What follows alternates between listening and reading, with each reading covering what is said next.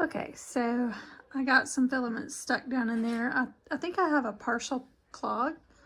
I'm not real sure, but anyway, in order to get all this off, I'm going to take it all apart and see what I see down in there. I know I've got a piece stuck in there right now because I put it in there and it wasn't hot enough, and then I got anyway, it's stuck. So the first thing you got to do is get rid of, make it short, like clip it down in there. So I just kind of took my X-Acto here and clipped it off. You could probably also just twist it, but it needs to be short down in there so that the whole thing will come out. You're going to need the medium-sized Torx screwdriver that came with your toy box, and you're going to need a small Phillips head to do all this. So first thing, you can move all this stuff around. I do have it unplugged, so it can definitely do that. And I can't get my head down in there because of the camera, but basically lefty-loosey on this screw over here. You don't have to bring it all the way out. And then we're going to also lefty-loosey on this screw here. And that's going to let us take off this front cover. So I know this is hard to see because it's all black. But anyway, there's a little wire right here. You just kind of pull that out and take this cover off. All right, it would have been impossible to get this cover off had this piece of filament been sticking up. That's why I had to get rid of that first. All right, now we can unscrew this fan. Take a picture or watch the video or whatever to remember how this fan goes back on, because I get it mixed up in my head almost every single time if I don't take a picture first. So this is the Phillips head screw. We're just going to take both of those out, and I know from experience taking apart other stuff that it's a good idea to lay down your screws in a particular order so you know exactly where they go back, or you'll spend half your day trying to figure that out. So I'm going to put that there, and I'm going to put the other one next to it. Got a frog in my throat. Right like that. And now the next part we're going to take apart is the extruder gear box here. So this one is your medium-sized Torx screwdriver. I don't know the number if you've lost your screwdrivers. I don't know what size that is, but if you get just a little set of Torx. See how I'm going to put this one up here so that I remember it's up higher than the other one. That way I don't have to think about it too much when I put this back together. All right, so I've got those two top screws out of the extruder gearbox thing right here. I don't know if I'm using the right terms or not, but all right, so when I take that out, oh yeah, see, I've got I don't know that you can see this. I've got a big glop of brown filament in there right there. I can see it. Easiest way to take this apart is use your smallest Torx screwdriver and just kind of go in one of these holes here. See if you can see it. And just kind of pull out on it, and this whole thing is going to come apart. Now I do want you to remember where everything goes back together. So here again, I'm going to lay this down just as it came out of my hand there, and I've got my piece of filament that was stuck in there real good, and I've got my extruder gear here. Actually, this is not an extruder gear. This is, I don't know what they call this thing. Just a little roller. I guess a roller. Filament roller. That's probably a good word. And I'm going to lay that down. Now, I've already cleaned this one recently. So if you're doing this for the first time ever or in a long time, it's going to be really dirty in there. And I would go ahead and clean that out. I also use a little bit of sewing machine oil. There's some controversy about that, but I like to put just one little teeny drop underneath this little roller there, just to keep it rolling. And I'm going to lay that down just the way it came off the machine as well. Now this is your extruder gear. If you hadn't cleaned that, if you hadn't been in there in a while, I would take a Q-tip and some rubbing alcohol and just clean that off. I've already cleaned this one kind of recently, so it's not got a whole lot of stuff in there. And you can clean all of this extra filament dust is kind of what that is, and kind of get in there and clean all that out if you want to. While I'm in here, I typically will oil my fans. Again, a little bit controversial probably, but basically just take the sticker off the back here, and there's a tiny little shaft in the middle, and put a drop of oil in there, and then I do the other one as well. The other one, to do this, you'll have to take this left-hand screw all the way out to get to that one.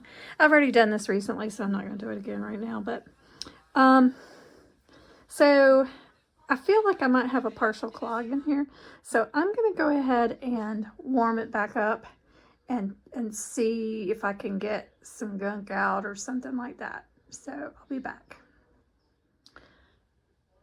Okay, I want to show you something that's going to happen. It's going to sound really scary, but when you plug this in and you turn it on, it's going to move around, and it's going to hit the limiters, and it's going to make a really scary sound. How do you spell Yahoo? I'm letting this heat up. Do not get anywhere near that brass block, because it is going to be hot, hot, hot. All right, so it's heating up. Hear that? Scared me to death the first time I heard that. So I just wanted to kind of let you hear that. It's nothing. It's just the fact that the cover is not on and it's not hitting those limiters. All right, this is ready. It's heated up. I touched the food button to get it hot.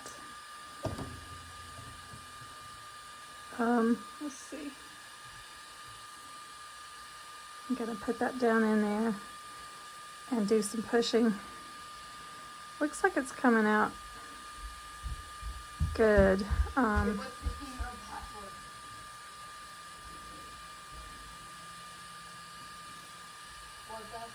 It's coming out straight out down at the bottom, so that to me says that everything is actually cool. So I don't think I have a problem. I'm going to put it all back together now, so I am going to go ahead and turn it off. Actually, let it cool down. We should probably let it cool down with the fan. Do not touch the metal part, like I said. It's a tragedy. All right, I'm gonna unplug it and let it cool down, and I'll be back. Okay, I've let it cool down so that I'm not going to burn myself here. Since I took this right off and laid it right down the way it came off the machine, I don't have to worry about how it goes back. But if you do get confused,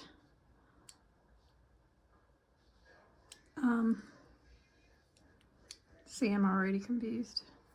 It goes like, oh.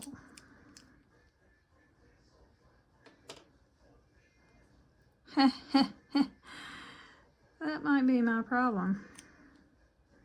I think the roller's supposed to go like that. I just took this apart and I got a print out of it, but I think I must have put that thing in backwards, and that's why it wasn't feeding.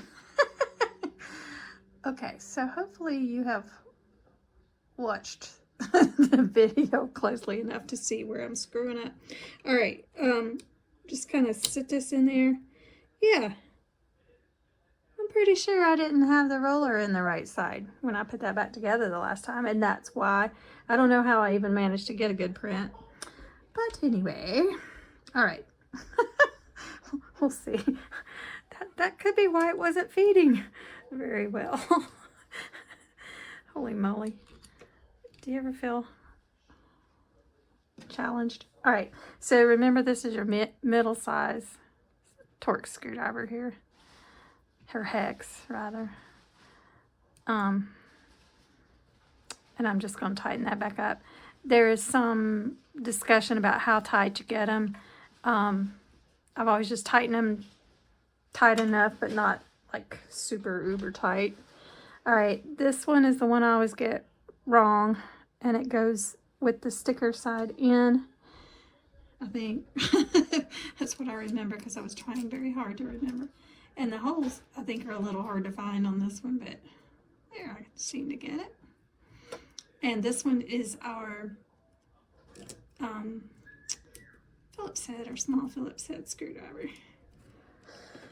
So I'm going to tighten that up. This fan is the one that continuously goes, more or less continuously. I think it goes all the time. And then this one over here is the one that's, it doesn't go the whole entire time. It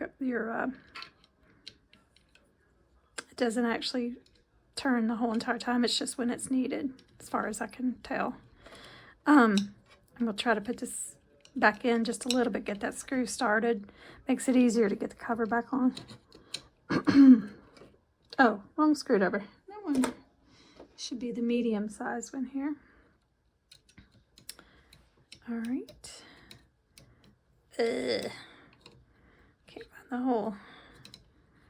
Where is that hole? Is that it? To me, that's kind of one of the most aggravating things, is trying to find where the hole goes. And the screw. And it's all black. So it's really hard to see. Okay, there we go. Bob, what's the postal code for the house? Go ask your papa. Papa. Sorry. Oh, I don't want to screw that in all the way. Sorry. Okay. I need to leave that one out just a little because this piece goes over top of it. All right. So now the only weird part about this is that this black cord right here, it's so hard to see. It's all black, but that black cord needs to slide into this groove here. This groove on the left. All right. So just kind of get that groove in there. Yeah, I bet that's why I was having trouble. I'm pretty sure I got that on wrong. And I'm going to unscrew this left side just a little more to get that to slide in better. There we go. And then I want to make sure the right side gets slid in. I know it's really hard to see, but there's a place there as well. Another thing that I've run across in the past is this hole right here. You want to make sure that the cover is more or less centered over the hole, and that way you won't have a hard time getting your filament in the hole. I've accidentally pushed it so far that I couldn't get the filament in there, but okay, I'm about done here. All right. Just make sure your cord's out, of course, and that should do the trick. I hope that helps somebody. The other video that's the official video is really good as well. I just figured I'd try this one to see if I could get a little more of the view of the screws and stuff, because I know it's very scary. All right, guys, have a great day.